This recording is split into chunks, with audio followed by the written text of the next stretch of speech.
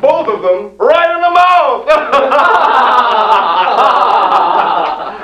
Oh, hello, I didn't see you there. That's right, employees, it's me, your company president, J.B. Biggley here, and I'm taking some time out of my mighty schedule to talk to these good fellows about a new force of nature that's shaking the very foundation of the business world.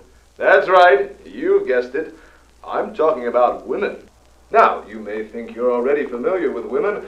After all, many of you may have already spoken to one in their ancient roles as wife, ex-wife, father's wife, or chambermaid. But in our modern progressive age, our familial counterparts are stepping out of our homes and into our offices, saying phooey to centuries of tradition. I want to hold a job just like Daddy. And there's no way to stop them. There's no room for any more of the sexist attitudes of the past, boys, and that's why I'm here to answer any questions you may have about women in the workplace. Miss Jones, will you come in here, please? Gentlemen, this is a secretary. That's the name you give for a woman who has a job. Now, don't be shy, boys. Say hello to the poor thing. Hello, Miss Jones. Hello? Yes. Now, you see how I said please when asking Miss Jones to enter the room? Yes, very polite, sir. You see, you must always use good manners when addressing female colleagues. A woman is a fragile beast ruled by her emotions, and one wrong word from you could make her explode like a cheap Soviet automobile. So, at work, always use respectful language, and never threaten or demean your lady co-workers. Save that for your wives! Sir, I have a question. My secretary is constantly going to the bathroom, sometimes twice in one day, and I think it's getting in the way of work. Should I get a new one? No, absolutely not, Jenkins. That's a terribly misogynistic attitude. Bathrooms are important places for women.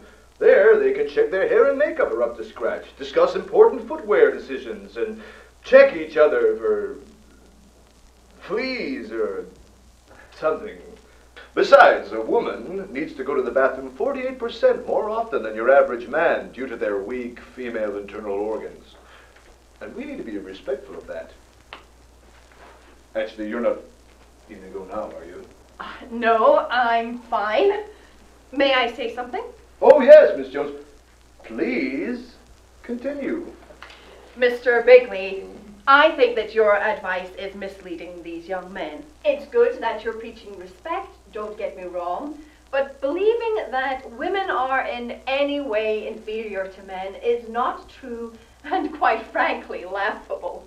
We are not delicate or fragile, and I'm sorry, but clearly you know nothing about female bathrooms. I mean, if the Russians can send a woman into space, then I'm sure the rest of us can answer your phones without having a nervous breakdown. You know what, Miss Jones, that is excellent advice. Thank you. You see, boys, one must always pretend to listen to a woman's opinion. That way she'll go away with a smile on her face, feeling like she's helped and won't bother you for the rest of the day. I don't have time for this. Yes, more sage advice, Miss Jones. Thank you.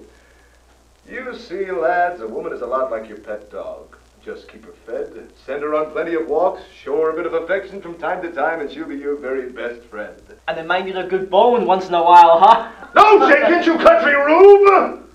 Now, lads, that brings us to the most important rule of all. Never, and I mean never, sleep with your secretary, no matter how foxy she may be. Find someone else's secretary and sleep with her. That way everyone's a winner.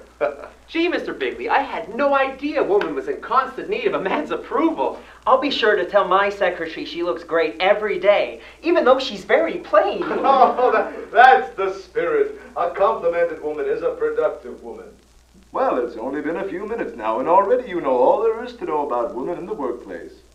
Told you I was good. Now get back to work or you're all fired.